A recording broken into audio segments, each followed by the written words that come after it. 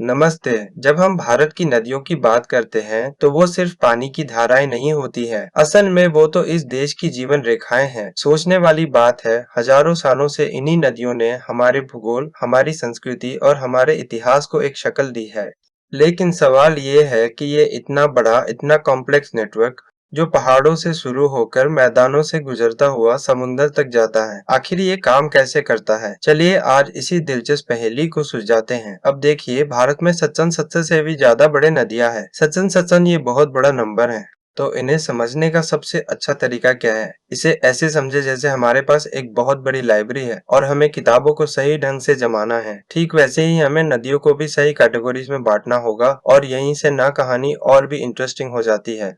मोटे तौर पर भारत की सभी नदियों को हम दो बड़े परिवारों में बांट सकते हैं। एक परिवार है उन नदियों का जो हिमालय की गोद से निकलती है और दूसरा परिवार है उन नदियों का जो प्रायद्वीपीय भारत की पुरानी जमीन से पैदा होती है। अब इन दोनों नदी परिवारों में न एक बहुत ही फंडामेंटल और बड़ा मजेदार फर्क है। हिमालय से आने वाली नदियां उनको पानी मिलता है ग्लेशियर से, मतलब वो साल भर बहती है, कभी नहीं रुकती। वहीं दूसरी तरफ प्रायद्वीपीय नदियां हैं जो मानसून की बारिश पर निर्भर करती हैं, इसलिए वो मौसमी होती हैं। और जानते हैं, यही एक फर्क उनके पूरे कैरेक्टर को तय कर देता है। और इसी से पता चलता है कि क्यों देश के एक हिस्से में साल भर खेती होती है और दूसरे में मॉनसून का इंतजार करना पड़ता है। तो चलिए इस सफर की शुरुआत करते हैं दुनिया की छत से, यानी हिमालय से। वो जगह जहां बर्फ से ढकी चोटियों के बीच से भारत की कुछ सबसे ताकतवर नदियां जन्म लेती हैं। और देखिए, जब भी हिमालय की नदियों का जिक्र होता है तो एक नाम सबसे पहले आता है, गंगा। ये सिर्फ एक नदी नहीं है, ये करोड़ों लोगों के लिए आस्था का एक जीता जागता प्रतीक है। और हाँ, ये भारत की सबसे लंबी नदी भी है। इसकी कुल लंबाई है पचासो 25 किलोमीटर। अब अंदाजा लगाए ये कितना होता है? ये इतना है जैसे दिल्ली से चेन्नई जाकर लगभग आधा रास्ता वापस भी आ जाएं। और यही विशाल फैलाव है जो इससे देश के इतने बड़े हिस्से की लाइफ लाइन बनाता है। गंगा का जो सफर है ना, वो अपने आप में एक पूरी कहानी है। गंगोत्री ग्लेशियर से ये निकलती है भागीरथी बनकर, फिर देवप्रयाग में जब ये अलकनंदा से मिलती है तब इसका नाम गंगा पड़ता है। हरिद्वार में ये पहाड़ों को छोड़कर मैदानों में आ जाती है। जैसे से रिलब जैसे चवे है सर को अस्थाने इन कहा, ही चवे जो गाय गई था रिया है, काम की कार अनजान से ही से के बाद बरान नहीं के आ जाएंगे। फिराज में नामधा से मिलती है कि वे अंदमदा तरह प्रयागराज में अपनी सबसे बड़ी साथी यमुना से मिलती है और फिर लंबा सफर तय करके बंगाल की खाड़ी में समा जाती है। लेकिन गंगा ये सफर अकेले तय नहीं करती, इसके साथ होती हैं यमुना, घाघरा, गंडक और सोन जैसी कई बड़ी बड़ी नदियां, और ये सब मिलकर बनाती है उत्तर भारत का सबसे विशाल और सबसे उपजाऊ रिवर सिस्टम।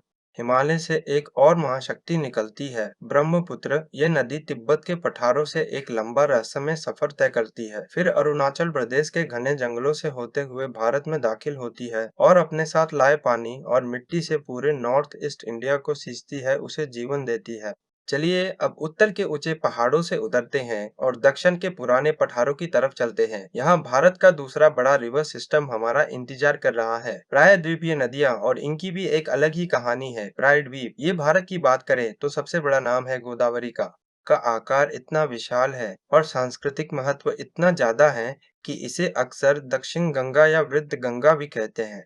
ये सारम 67-50 किलोमीटर लंबी है, मतलब ये सिर्फ दक्षिण भारत की सबसे बड़ी नदी नहीं है, बल्कि गंगा के बाद पूरे भारत की दूसरी सबसे लंबी नदी है। सोचिए कितना बड़ा इलाका इससे सिंचता होगा। एक और इंटरेस्टिंग बात, ज्यादातर प्रायद्वीपीय नदियां बहती हैं बंगाल की खाड़ी की ओर, लेकिन कुछ नदियां हैं जो इस ट्रेंड को फॉलो नहीं करती, जैसे कि नर्मदा। ये उल्टी दिशा में बहती हैं, मतलब पूर्व से पश्चिम की ओर अरब सागर की तरफ, और इसका रास्ता भी बड़ा खास है।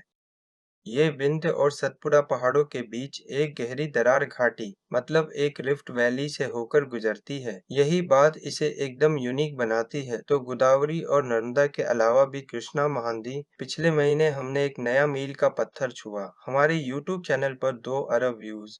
कावेरी और ताप्ती जैसी कई और ताकतवर नदियां हैं। हर नदी की अपनी ये खासियत है, अपनी एक कहानी है, और ये सब मिलकर ही दक्षिण भारत के विशाल और विविध लैंडस्केप को वो शक्ल देती है जो आज हम देखते हैं। पर ये नदियां सिर्फ ज्योग्राफी का हिस्सा या नक्शे पर खिंची लकीरें नहीं हैं, ये तो हमारी सभ्यता की नसें हैं, धमनियां हैं।